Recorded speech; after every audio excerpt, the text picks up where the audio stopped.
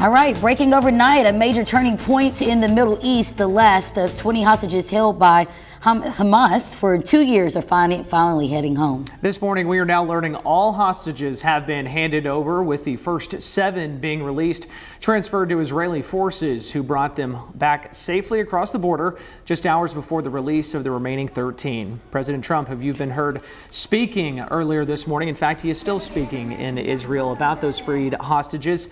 He also addressed the Israeli parliament. Again, right now he's doing that, a highly symbolic moment after years of conflict. Now, he's set to travel to Egypt later today for a regional peace summit as diplomatic efforts continue. Meanwhile, thousands have returned to Gaza since the ceasefire took effect last Friday. CBS News' Bradley Blackburn has the latest on the historic development. This is the first glimpse of freedom for the remaining Israeli hostages, released after enduring 2 long years in captivity. We see Elkanah and video FaceTime. In a place that has been dubbed Hostage Square in Tel Aviv, jubilant crowds came together to celebrate.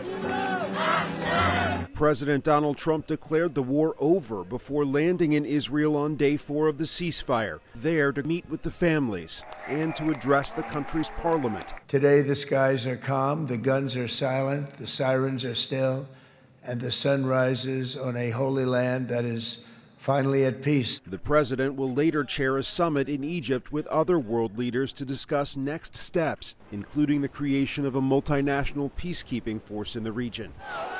After the Israeli hostage release Monday morning, hundreds of Palestinian prisoners were also released as part of the swap. Since the fighting stopped last Friday, thousands have returned to northern Gaza to find their homes in ruins. Amal Abu Rabia's entire neighborhood was flattened.